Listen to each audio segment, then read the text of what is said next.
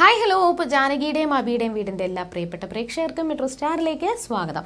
അങ്ങനെ ആ ഒരു പൂജയിൽ വിളക്കെടുക്കാൻ വേണ്ടിയിട്ട് അബിയും ജാനകിയുമാണ് മൂത്ത മരുമക്കളായതുകൊണ്ട് അവരാണ് ചെയ്യേണ്ടത്. എന്നാൽ അവരെ ഒഴിവാക്കാൻ വേണ്ടിയിട്ട് അപർണ ഒരുക്കിയ ഒരു പണി അവസാനം അപർണയ്ക്ക് തന്നെ ഒരു തിരിച്ചടിയായിട്ട് മാറുകയാണ്. അതുമാത്രമല്ല, അളകാപുരിയിൽ വലിയൊരു അപകടം സംഭവിക്കാൻ വേണ്ടിയിട്ട് പോവുകയാണ്. പിന്നെ എന്തൊക്കെയായിരിക്കും സംഭവിക്കുന്നത് എന്ന് നമുക്ക് നോക്കാം. അതിനു മുൻപ് ആദ്യമായിട്ടാണ് ഈ ചാനൽ കാണുന്നതെങ്കിൽ തീർച്ചയായിട്ടും സബ്സ്ക്രൈബ് ചെയ്യുക. അപ്പോൾ ഞങ്ങളുടെ പുതിയ സീരിയൽ റിവ്യൂ വീഡിയോസ് എല്ലാം നിങ്ങൾക്ക് ലഭിക്കുന്നതായിരിക്കും. അങ്ങനെ ജാനകിക്ക് വേണ്ടിയിട്ട് അപർണ കലയ്ക്ക് ആ ഒരു മയക്കുമരുന്ന് കലർത്തിയ പായസത്തിന്റെ ഗ്ലാസ് മുത്തശ്ശി എല്ലാത്തിൻ്റെ കൂടെയും മിക്സ് ചെയ്ത് വെച്ചിട്ടുണ്ടായിരുന്നു. അതെടുത്തുകൊണ്ട് അമൃത എല്ലാവർക്കും കൊടുത്തു. ഒരു ഗ്ലാസ് പൊന്നും എടുത്തു. പക്ഷെ പൊന്നു എടുത്ത ഗ്ലാസ്സിലായിരുന്നു മയക്കുമരുന്ന് പൊടി കലർത്തിയ ഗ്ലാസ് ആയിരുന്നത്. അങ്ങനെ എല്ലാവർക്കും കൊടുത്തു. എല്ലാവരും സന്തോഷത്തോടെ കുടിച്ചു. ഇതിൻ്റെ ഇടയിൽ അവിടെ പ്രഭാവതി പറഞ്ഞതുപോലെ തന്നെ അജയെ തേടി ജാനകി ഹോസ്പിറ്റലിലോട്ട് പോവാണ്. എല്ലാവരും പൂജയ്ക്ക് വേണ്ടിയിട്ടുള്ള തയ്യാറെടുപ്പിലാണ്. അതിൻ്റെ ഇടയിൽ അവിടെ അപർണയോട് ജോലിക്കാരി വന്ന് കാര്യം പറയുന്നുണ്ട്. ഇവിടെ ജാനകിക്ക് കൊടുക്കാൻ വെച്ചിരുന്ന ഗ്ലാസ് എല്ലാത്തിൻ്റെ കൂടെ മുത്തശ്ശി മിക്സ് ആക്കിയത് കൊണ്ട് തന്നെ അത് ആര് കുടിച്ചു എന്നൊന്നും അറിയത്തില്ല എന്നൊക്കെ പറഞ്ഞപ്പോൾ അപർണയ്ക്ക് മനസ്സിലായി. ഇനി ജാനകി അല്ലാതെ വേറെ ആരെങ്കിലും ആണ് കുടിച്ചിരിക്കുന്നതെന്നുണ്ടെങ്കിൽ അത് തനിക്ക് തന്നെ പണിയാവാനുള്ള സാധ്യതയുണ്ട്. അപ്പം അതിന് തന്നെ മുൻകരുതൽ എടുത്തുകൊണ്ടിരിക്കുകയാണ് അപർണ.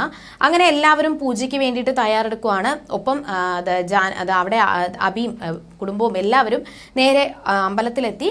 അവിടെ തമ്പിയുടെ ഭാര്യയും വന്നിട്ടുണ്ടായിരുന്നു. അവരോട് സംസാരിച്ച് കാര്യങ്ങളൊക്കെ സംസാരിക്കുന്നതിൻ്റെ ഇടയിലാണ് സൂര്യനാരായണനും കുടുംബവും എല്ലാവരും വരുന്നത്. അപ്പോൾ പൊന്നു എവിടെയെന്ന് ചോദിക്കുമ്പോൾ പൊന്നുവിനെ കാണാനില്ല. അപ്പോൾ അവിടെ പറയുന്നുണ്ട് പൊന്നു ചിലപ്പോൾ ജാനകിയുടെ കൂടെ പോയതായിരിക്കും, നമുക്ക് എല്ലാവർക്കും പോവാം എന്ന് പറഞ്ഞുകൊണ്ട് എല്ലാവരും കതവൊക്കെ പൂട്ടി പുറത്തോട്ട് ഇറങ്ങി.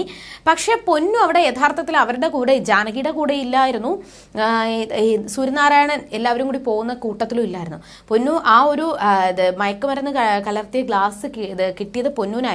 അങ്ങനെ പൊന്നു ഈ പായസവും കുടിച്ചുകൊണ്ട് റൂമിലോട്ടാണ് പോയത്. റൂമിൽ കുടിച്ച് റൂമിലെത്തിയ പൊന്നു പെട്ടെന്ന് തന്നെ തലയിറങ്ങി താഴെ വീഴുകയാണ്. പക്ഷെ ഇതാരും അവിടെ ഉള്ള ആരും അറിഞ്ഞില്ല. ആരും അറിയാതെയാണ് കഥമൊക്കെ പൂട്ടി പുറത്തോട്ട് ഇറങ്ങിയത്. ഈ സമയത്ത് ജാനകി നേരെ അജയെ കാണാൻ വേണ്ടിയിട്ട് ഹോസ്പിറ്റലിലെത്തി. എന്നിട്ട് അജയോട് കാര്യങ്ങൾ പറഞ്ഞു. അജയ്, നീ തെറ്റാണ് ചെയ്തത്. ഇപ്പോൾ അച്ഛൻ പറഞ്ഞത് നീ കേട്ടല്ലോ. ആ ഒരു പൂജയിൽ പങ്കെടുക്കാത്തവരാരും ഇനി അളകാപുരിയിൽ ഉണ്ടാകത്തില്ല എന്നാണ് അച്ഛൻ പറഞ്ഞിരിക്കുന്നത്. അപ്പോൾ നിരഞ്ജനയുടെ കാര്യങ്ങൾ ഇതുവരെയും ആരും അറിഞ്ഞിട്ടില്ല. വിവാഹം കഴിഞ്ഞ കാര്യങ്ങൾ പോലും ആരും അറിഞ്ഞിട്ടില്ല. അങ്ങനെയുള്ള സ്ഥിതിക്ക് അപ്പോൾ ജാനകിക്ക് പോലും ആ കാര്യങ്ങളൊന്നും അറിയത്തില്ല. അപ്പോൾ അജയോട് പറയുവാണ്, നീ ഹോസ്പിറ്റലിൽ വന്ന കാര്യമൊന്നും അച്ഛൻ അറിയത്തില്ല, അതുകൊണ്ട് നീ എത്രയും പെട്ടെന്ന് എൻ്റെ കൂടെ വരണം, അതിലെന്നുണ്ടെങ്കിൽ ഇത് വലിയ പ്രശ്നമാവും എന്നൊക്കെ പറഞ്ഞുകൊണ്ട് ജാനകി അജയും കൂട്ടി നേരെ അമ്പലത്തിലോട്ട് പോയി.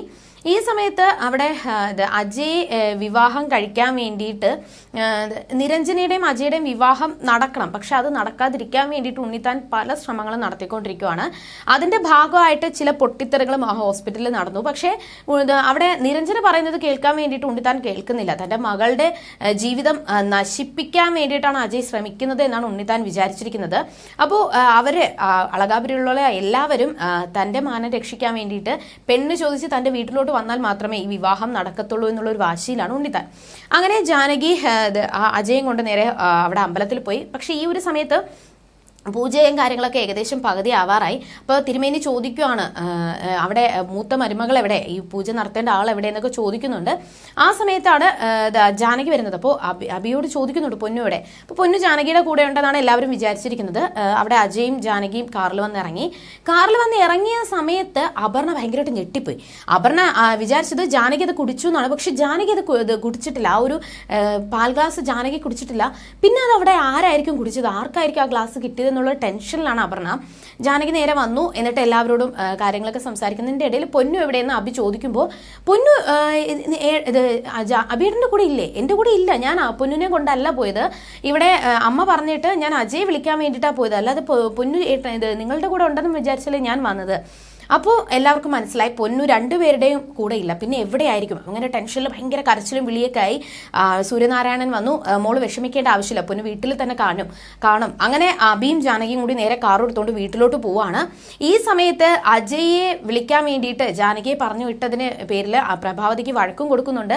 എന്നാൽ ഇതിൻ്റെ ഇടയിൽ കൂടി തന്നെ ജോലിക്കാരി അപർണയെ വിളിച്ചുകൊണ്ട് പോയിട്ട് പൊന്നു ആയിരിക്കുമോ അത് കുടിച്ചതെന്നുള്ള സംശയം ചോദിക്കുന്നുണ്ട്. ഇനി എന്തൊക്കെയായിരിക്കും സംഭവിക്കാൻ പോകുന്നത്? ആ ഒരു പായസ ഗ്ലാസ് കുടിച്ച മയക്കുമരുന്ന് കലർത്തിയ പായസ ഗ്ലാസ് കുടിച്ച പൊന്നുവിന് എന്തായിരിക്കും സംഭവിച്ചിട്ടുണ്ടാവുക? ഇനി എന്തൊക്കെ നടക്കുമെന്ന് നമുക്ക് വരുന്ന ആളുകളിൽ കണ്ടറിയും. ഇതുവരെയും ബൈ.